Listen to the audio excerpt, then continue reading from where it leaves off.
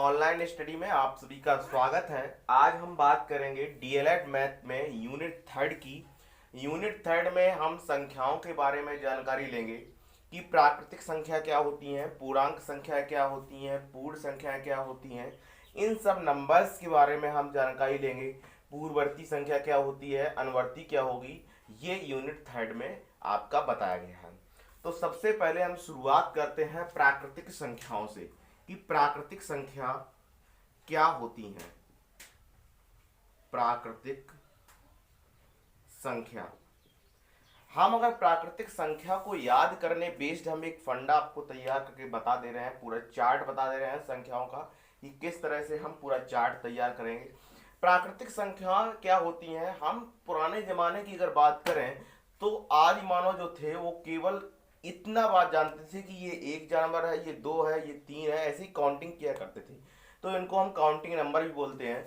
तो केवल एक, दो, तीन, चार ऐसे ही आएंगे, ये आपकी हुई प्राकृतिक संख्या है। तो हमको प्राकृतिक संख्याओं के बाद कौन सी संख्या आई है ये हमें नहीं पता है, लेकिन हम थोड़ा आपको बता दें कैसे कैसे हम निकालेंगे। हमने जब दो से एक घटाया तो हमारा एक आया। एक हमारा प्राकृतिक संख्याओं में था, मुझे कोई आवश्यकता, किसी संख्या की कोई आवश्यकता नहीं थी।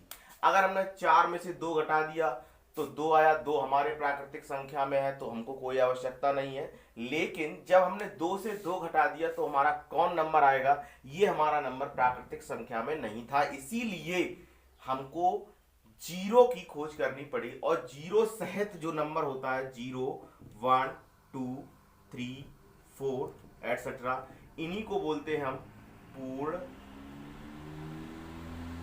संख्या। ठीक है, अब पूर्ण संख्या के बाद कौन सी संख्या आएगी ये समझने के लिए थोड़ा दिमाग लगाना पड़ेगा कि दो में से एक जाएगा तो कितना बचेगा, एक। तीन में से एक जाएगा कितना बचेगा, दो। दो हमारा पूर्ण संख्या में है। वन से जीरो जाएगा तो कितना बचेगा, वन।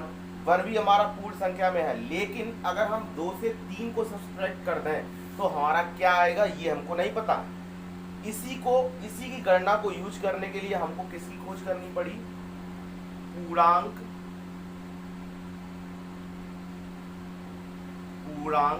संख्या। और पूर्णांक संख्या में क्या आ जाएंगे, माइनस, जीरो, वन, टू, ये तो नंबर थे ही, साथ में कौन आया, माइनस वन, माइनस टू और डॉट डॉट। ठीक है, तो इस तरह से पूर्णांक संख्या की बात हो गई, कोई प्रॉब्लम नहीं है। अब हमने क्या किया, पूर्णांक संख्या तक आपको समझा दिया है। अब हम इन्हीं तीन के बारे में थोड़ी बात कर लेते हैं। नेक्स्ट वीडियो में मैं नेक्स्ट के बारे में बात करेंगे। प्राकृतिक संख्याओं को हम किससे शो करते हैं, एन से शो करते हैं। पूर्ण संख्याओं को किससे शो करते हैं, हम पूर्ण संख्याओं, होल नंबर, डब्ल्यू से शो करते हैं। और पूर्णांक संख्याओं को हम किससे शो करते हैं, पूर्णांक संख्याओं को हम जेड से शो करते हैं। तो ये तीन संख्याएं हुई। अब चौथी संख्या आती है परिमेय संख्या। कौन सी आती है, परिमेय संख्या। अब परिमेय संख्या ये कहां से आई, इसको समझने के लिए हम क्या करेंगे, ध्यान दीजिएगा कि जब हमने 2/1 किया, 2/1 तो कितना आएगा, दो। दो हमारा पूर्णांक संख्या में है, मुझे कोई प्रॉब्लम नहीं। हमने 2/-1 किया, कितना आएगा, -2। -2 हमारा पूर्णांक संख्या में है, मुझे कोई प्रॉब्लम नहीं। लेकिन जब हमने 1/2 कर दिया, 1/2 हो गया, 1/2 हमारा पूर्णांक संख्या में है ही नहीं। और जब पूर्णांक संख्या में है ही नहीं है तो हमको किसी न किसी चीज की खोज करनी पड़ेगी। और तब हमने जाके खोज की कि परिमेय संख्याएं ऐसी संख्याएं होती हैं जो P/Q के रूप में लिखी हो, पहली शर्त। दूसरी शर्त यह है P और Q पूर्णांक हो, P और Q क्या हो, पूर्णांक हो। तीसरी शर्त क्या है, Q की वैल्यू 0 के इक्वल ना हो। ये तो तीन शर्तें सभी को पता होती हैं कि P/Q के रूप में लिखी हो, P और Q पूर्णांक हो, Q और की वैल्यू 0 ना हो। ये परिमेय संख्याओं की परिभाषा सभी जगह लिखी है। लेकिन इसमें एक और कंडीशन होती है, वो ये कंडीशन है P और Q का मासा 1 होना चाहिए।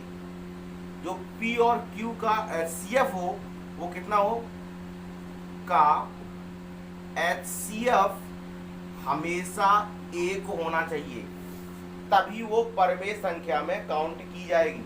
परमेय संख्या को हम किससे शो करते हैं, Q से शो करते हैं।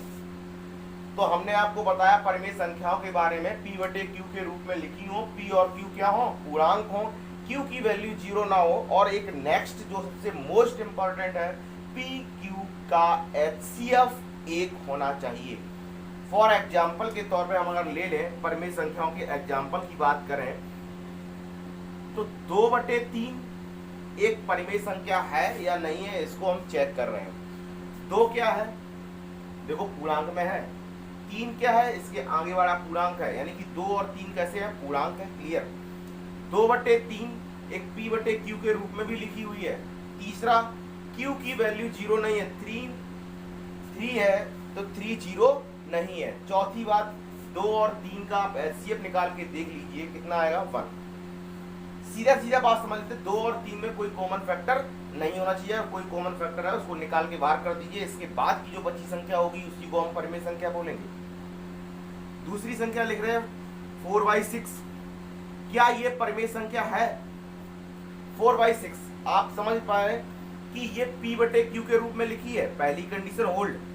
दूसरी कंडीशन P और Q क्या हो, पूर्णांक हो। P और Q क्या है, पूर्णांक है, 4 और 6 पूर्णांक है, आप सभी लोग जानते हैं। Q की वैल्यू 0 नहीं है तो 6 की वैल्यू 0 कहाँ है, यानी कि 3 कंडीशन होल्ड हो गई। चौथी कंडीशन 4 और 6 का HCF कितना होना चाहिए, 1 होना चाहिए, जो कि HCF कितना है, 2 है।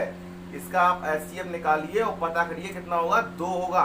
और अगर इसका HCF आप नहीं निकाल पाए, सीधी बात, ये किसी न किसी से दोनों संख्याएं कट रही हैं। HCF ना निकालो, सीधे इतना समझ लो, ये किससे दोनों संख्याएं कट रही हैं, 2 से कट रही हैं, तो 2 को अलग कर दो, बची हुई संख्या आपकी परमेय संख्या होगी, ना कि ये परमेय संख्या होगी। तो इस तरह से इसको काटें, 2 दूनी 4, 2 3 6, और कितना आएगा, 2/3, तो ये आपकी परमेय संख्या हुई।